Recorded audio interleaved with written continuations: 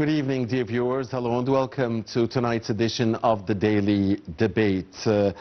Within the framework of the Egyptian-European Partnership, Egypt participated in a ministerial meeting in Brussels recently, affirming its commitment to promoting peace, security and economic integration between Egypt and the EU. Relations between Cairo and Brussels are witnessing remarkable developments, having been elevated to the level of a comprehensive strategic partnership. We'll be discussing this strategic partnership between Egypt and the EU in this episode and how this is helping achieve sustainable development and enhancing regional stability as well. And we have the great pleasure of having with us here in the studio Dr. Wael Badawi. He's a professor of artificial intelligence and technological transformation. A very good evening to you, Dr. Badawi. It's always a pleasure to have you with us. Dr. Badawi allows dear viewers first to read to you our top story for the night. As His Excellency the President met on Thursday Major General Amir Sayed Ahmed, the advisor to the President of the Republic for Urban Planning, and Colonel Dr. Baha El-Ghanem, the Executive Director of the Egypt Future for Sustainable Development Agency. The official spokesperson for the presidency stated that during the meeting, President Sisi reviewed the progress of the Egypt Future for Sustainable Development Agency's projects, which aim to provide high-quality agricultural products at reasonable prices to citizens and achieve self-sufficiency in strategic commodities. The President also reviewed the status of the strategic stock of various basic commodities, ensuring sufficient stocks to meet citizens' needs on a permanent basis. Ambassador Mohammed Al-Shenawi, the official spokesperson for the presidency, indicated that President Sisi was briefed on efforts to enhance strategic commodities and their availability in parallel with projects launched to contribute to increasing storage capacity for basic agricultural commodities and crops and meeting the state's needs. He also reviewed projects aimed at increasing strategic stocks, such as the grain storage silos project, which aims to enhance storage capacity throughout the year.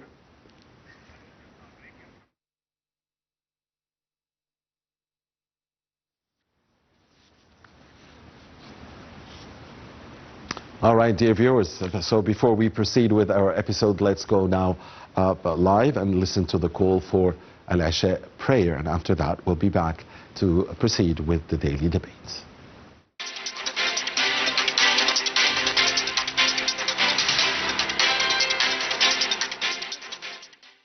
Welcome back, dear viewers. You're watching the daily debate with Dr. Wael Badawi, the professor of AI and technological transformation. Dr. Badawi, dear viewers, I report first about our main topic for tonight, the strategic partnership between Egypt and the EU, as Cairo and Brussels are working on building and implementing a positive agenda for shared prosperity and stability. The report by our own Manal Al-Ibyari and Khalid Abdelbari.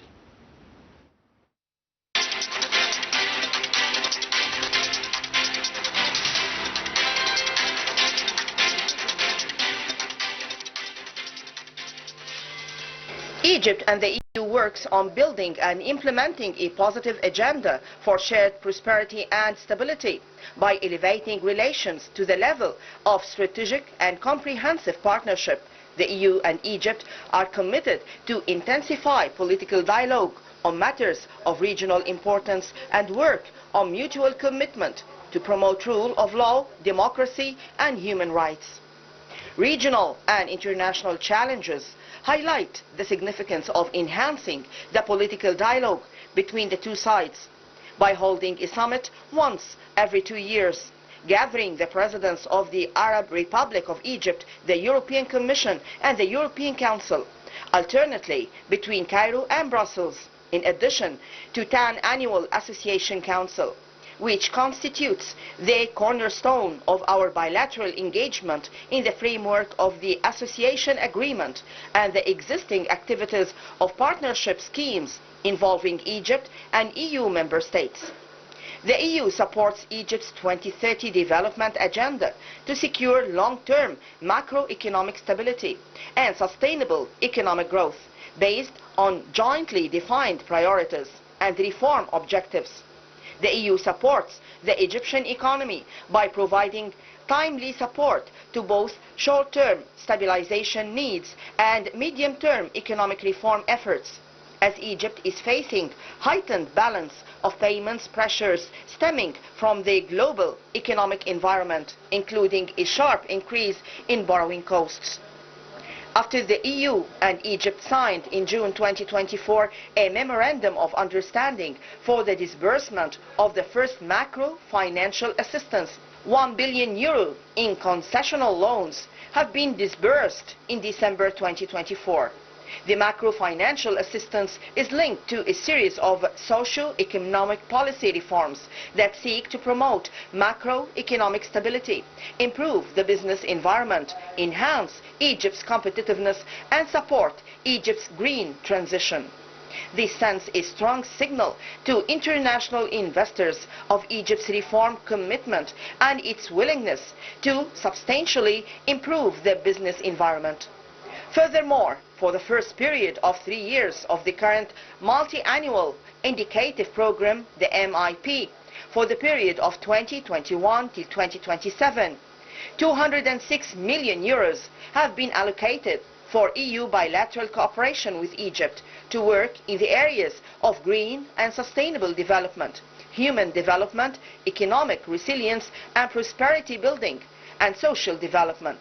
For the period from 2014 till 2020, bilateral cooperation in the form of grants amounted to €756 million. These came in addition to over €650 million of grants that since 2008 have leveraged approximately €8 billion in concessional loans from European financial institutions combined with public and private sector financing.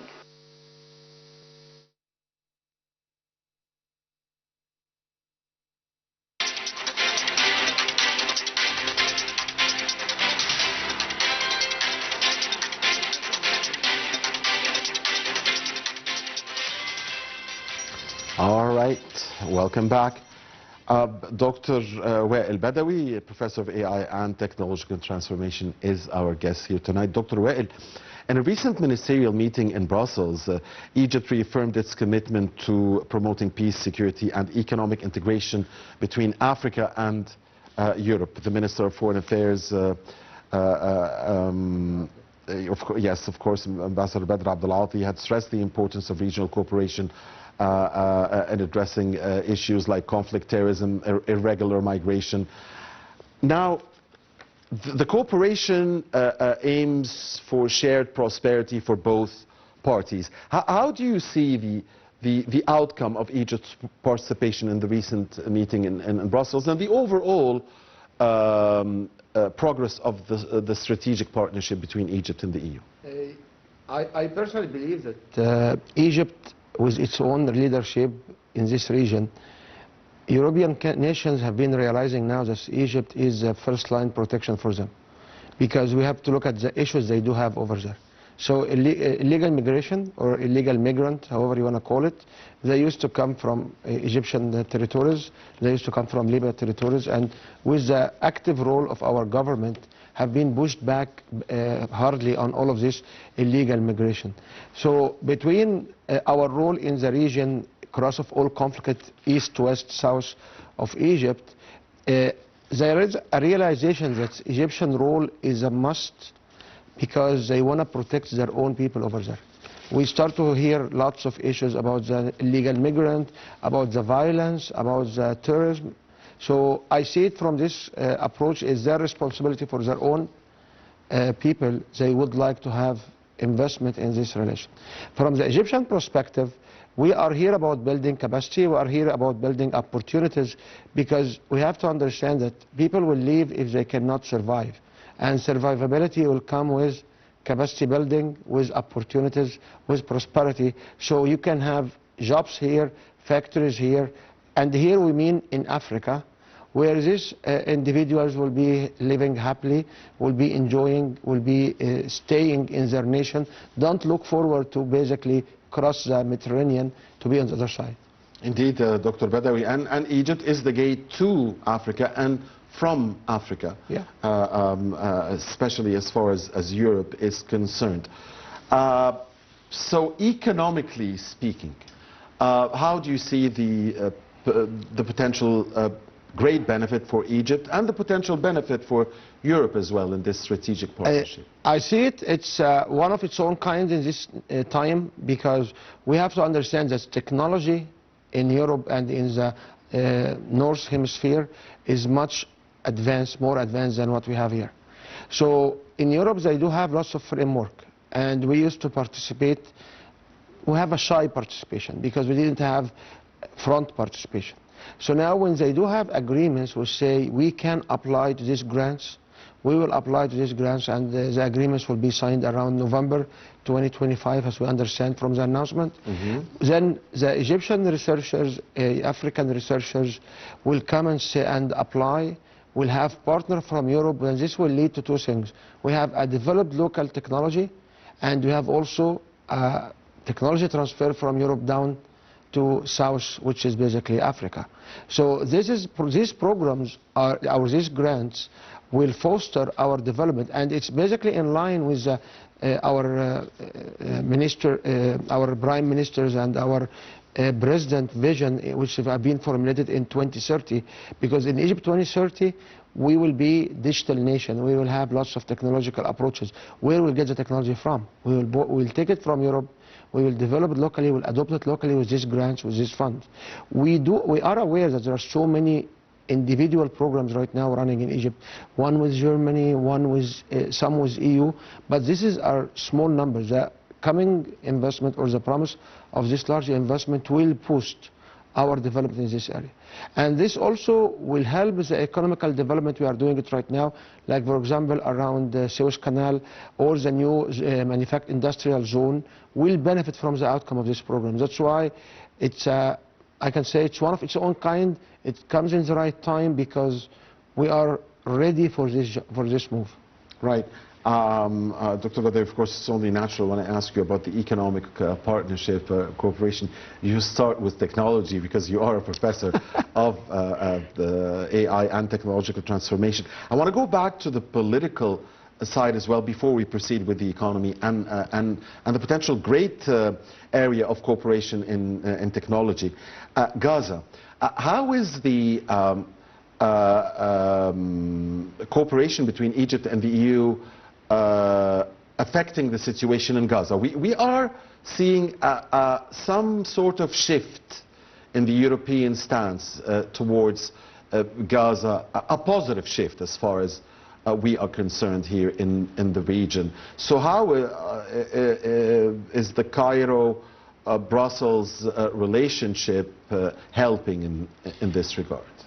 I believe this particular Brussels meetings is a direct result of our steps have been taken by our leader, President Abdel Fattah al-Sisi, because the minute he started to bring in presidents and main, or we can say key decision makers in Europe, like President Macron, and telling them the stories from our view, telling them the truth as we know. We have been watching, there's some shifts have been happening. What's happening in Gaza, and God bless them and help them and whatever they have right now, the pressure from EU to proceed with food support, with support in different way, I believe this Brussels is direct results of what our leader have been doing. There is no way for Gaza to be solved without the EU, because we have to also remember that EU on its own, it's the largest single nation, or the largest single organization, is one which has more money than anywhere else. Like when you talk about how much assets you have in China, in North America, if you add all of whatever happening in Europe, it's standing over there. I believe they are ahead of everybody. So this particular meeting that they have in Brussels, it will foster finding a solution not dissolving the issues of Gaza, finding a solution, how to live with each other, how to use whatever they talk. They went back right now and they talk about the solution of the two countries or two nations instead of one and one out. So this was one of the milestones or one of the key steps. Very good. Dr. Badawi, what about green energy cooperation? Is there a focus in this There was some discussions around how to implement green energy. And green energy, it cannot happen in Europe because Europe weather cannot have enough solar systems, enough wind, enough sustainable wind to generate enough green energy. And you have to look at the different negative impact on environment by using fossil fuel. So that's why we are, when we look at what's going on right now, you critique my technology thing, and I'll tell you, economy right now, it's about green energy, technology, and technology will boost agricultural activities and industrial activities. So, and to boost the technology right now, you know, we need energy. And in Egypt, we have two sources of energy. We have the nuclear plants, which will be coming in a couple of years from now, and this will boost any technological development, because we have to foresee that we have the sun, we have the resource, we have the desert, we have the land. Yeah. So if they want to produce meaningful volumes of energy from green sources or natural sources, we are on the middle of it. So that's why it's always there. We talk about reducing emission, we talk about reducing consumption of fossil fuel, and this was part of it. Very important indeed. Now, Dr. Badawi, how is the EU supporting Egypt's development priorities, such as investing in infrastructure development, education, healthcare, job creation? In our infrastructure, we have so many partners?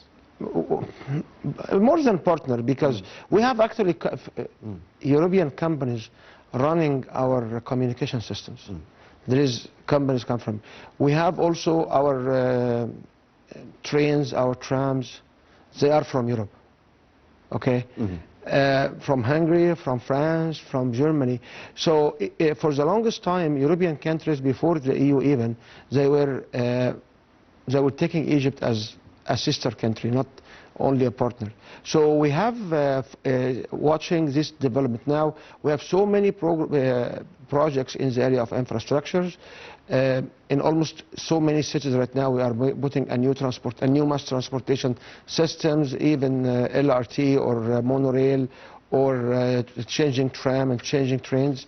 So their investment in our infrastructure will foster our prosperity, because we understand that you need the transportation to build economical values, and once you build economical values, industry will come, and industry will use technology too, because I have to pick on use of technology. So they are helping us with our technologies, with our infrastructure, and we also look at. We had plans before to export energy, to export electricity. So we have also to combine our network with their network. So we have to look at compatibility. So when we look at this meeting, it's a must that we comply with their systems, so we can use their system as conduit to increase our export, and then we will increase our revenues from foreign currencies.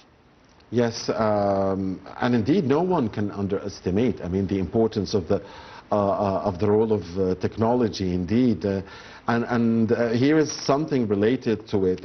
As Egypt and the EU have officially launched the Horizon Europe 2025 program in Cairo, and this is important in advancing technological capabilities. Talk to us about that milestone, if you will. So let's explain first the Horizon. Horizon, it's a EU common or across EU nations. It's not only single nation.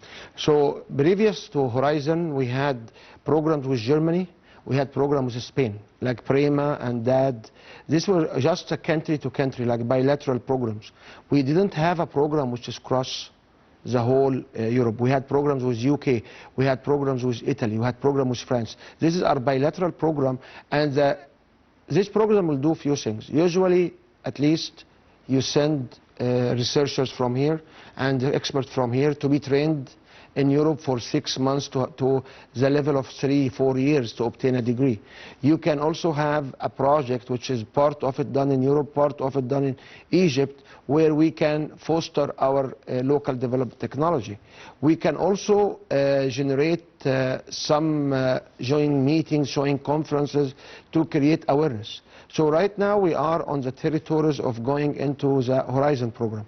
Horizon program is the next level of what used to call framework, because they have a framework 7 and a framework 6. This was European level frameworks. So within the Horizon program, they have a large number, about $250 million, I believe, the investment will be. So one advantage is, instead of going to PRIMA or any bilateral program where we talk about 50 million, 20 million, 10 million, whatever, now you have a big box of $250 million, like 250 million. 250 million what? Euro. Uh-huh. This is what we understand from the numbers. Yeah. And also you have all countries in Europe, which means you will be partner with at least 2 countries. Usually it's at least 2 countries from Europe, and in the past it used to be 2 countries from Africa. Now it can be Egypt and 2 countries from Europe. So this will facilitate and will increase the investment in our development in the area of research and development. And usually the institutions who's doing research and development are what? Are the educational institutions. Right. So indirectly we are impacting the educational institutions, not only higher education, but also education, the normal education till grade 12. Because majority of these programs, if it goes to education universities or educational faculties and schools, it will be applied and impacting the education. So this Horizon... So this is a milestone. This is from the point of view of an expert like yourself in the field, or is this, or was this expected? I mean, Egypt was, after all, the country chosen to launch this Horizon from when it came to Africa. So this is a huge milestone. It's unexpected, because for the longest time we could not get the EU engagement. Like, there are countries beside us, small countries beside us, they are part of the EU. They are part of the Horizon for more than 10 years. Moroccan countries, they are part of these programs.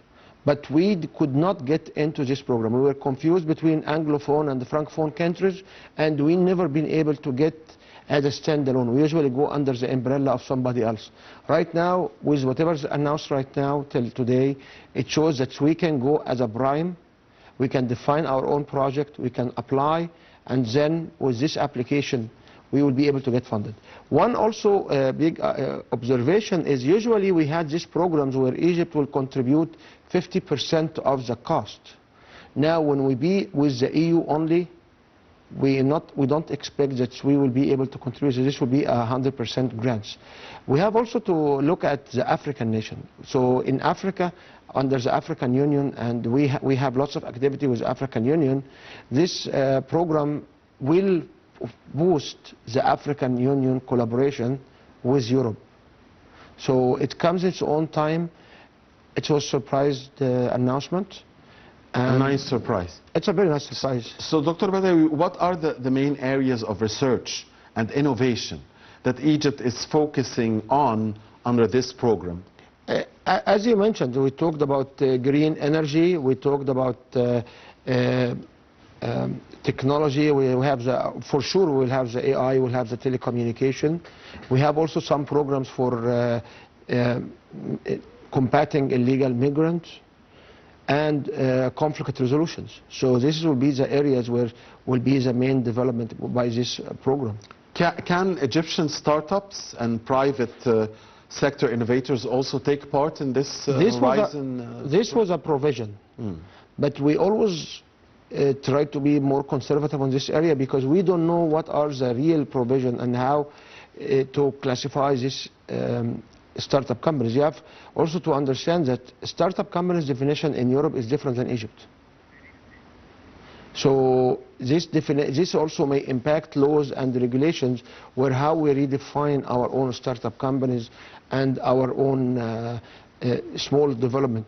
So yes. Yes, please. Yeah, so this is basically what will be coming in the pipe. Dr. Badawi, dear viewers, let's watch a report now about what we were talking about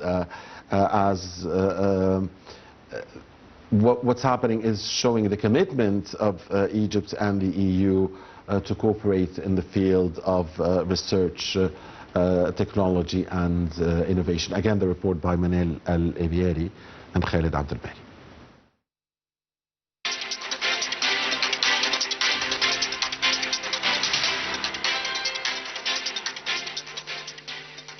The association agreement established a free trade area, FTA, between the EU and Egypt by removing tariffs on industrial products and making agricultural products easier to trade. In 2010, the FTA was complemented by an agreement on the liberalization of trade in agricultural and fisheries goods.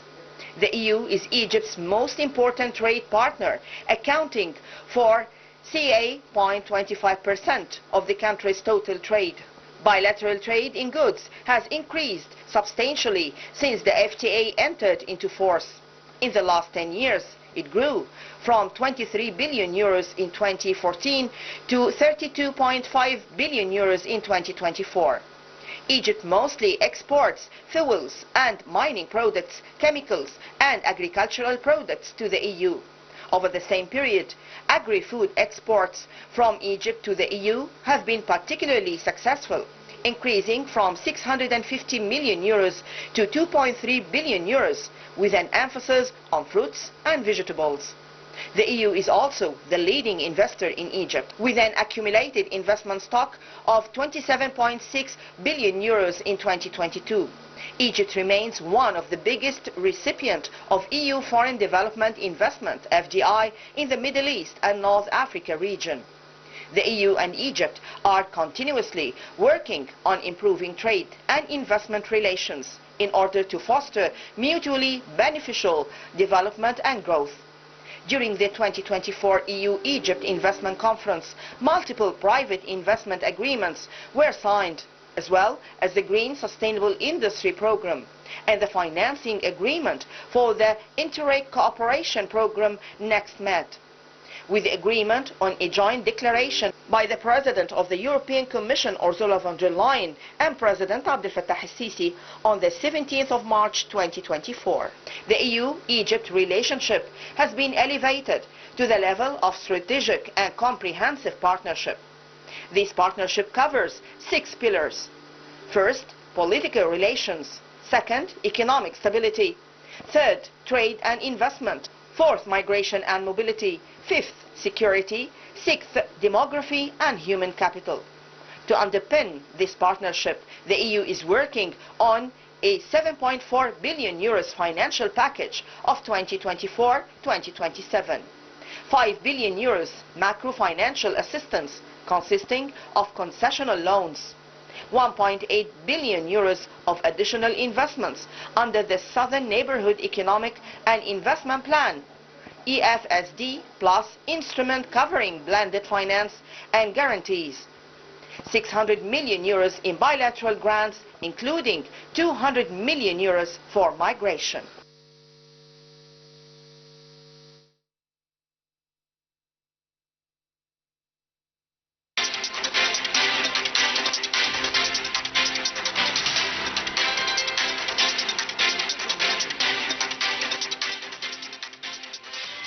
All right, welcome back, dear viewers. Dr.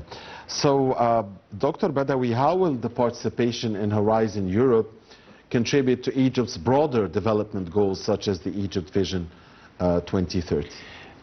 It will foster, in Egypt, it will foster food securities, green sustainability, and AI, or digital transformation. So the projects will, because if you want to develop anything, you need funds. We have to be truthful with ourselves. Like, we cannot hire people without having fund. We cannot buy equipment without having fund. So this fund will foster the development in this area. We have so many plans about building so many platforms, but we usually don't have enough fund to proceed. So as mentioned in the report, we talked about food security, we talk about green technology, and we talk about digital transformations and AI. Speaking of hiring people, so do we expect that the program would help in job creation? Yeah, the program shall help in job creations directly by hiring researchers for the program, and the outcome of these projects will create economical sustainability, because basically you are producing new products and you are developing new products, and then you sell the products, you make money, you hire people to build a complete industrial cycle. We cannot, like, I want to be away from technology, but I have to come back and say we are about digital economy right now. We are not about standard economy. We have food security, energy generation, and then we have digital economy. There is nothing else. So having this project and these companies built between Egypt and Europe, having results and having outcomes, then what will happen with this outcome? The companies in Europe, the people in Europe would like to see more of this outcome. They would like to use this facility, and we are the one who built this program, this facility, so we have to maintain it. And of course this helps in technology transfer to Egypt. To Egypt, yeah. And I can tell you, like, we spent very long in countries like Canada and US, and this was one of the prototypes, or one of the ways to build new technologies, is by having this relationship, this investment, and then this investment will transfer into more startup companies, more small companies, more products, and also for the established industries, it will help creating new products for them. So this is one of the many, like, it's a very, it's a surprise, it's a very good surprise, and we have to keep going so we can have the agreement signed in November, and then we can proceed as universities, research centers, small companies will apply and get the ball rolling. So in a year or two, we can sit here again and talk about what is the fruitful outcome of this program. So how, Dr. Badawi, will progress be monitored in the upcoming years? How can we monitor this progress? What was announced is there are a bilateral committees, or there is a committee which observe. And quite often what will happen is we will apply for projects, our projects get funded, and then you have quarterly or semi-annually reports going over there and evaluated, and then they will release the fund. This is the way the PRIMA or Horizon or Framework 7, all of them, how the standard operation in this particular area of business. And finally, what are the next steps following the launch of Horizon Europe 2025 in Egypt? As announced, I believe there is November 2025, which will be the months where they sign the final agreements. And maybe a couple of months later, we'll start to see announcement how to access this particular opportunity. All right, but you as an expert in this field are happy with this yes, as program. expert in this field, as previous user of either the Framework 7 or the Canadian North American Fund, I'm telling you that this is one of the best things that could happen for any researchers here, because we have to understand that we need to get the technology in, and we need to have the fund to develop our localized version of this technology. All right. Dear viewers, that's all for tonight. On behalf of you, we thank very much our dear guest with us here in the studio, Dr. Wael Badawi, the Professor of Artificial Intelligence and Technological Transformation. Always a pleasure to have you with us, sir. Thank you. Same here. Thank you very much. Thank you. And thank you, dear viewers, for watching us. Please stay with Nile TV.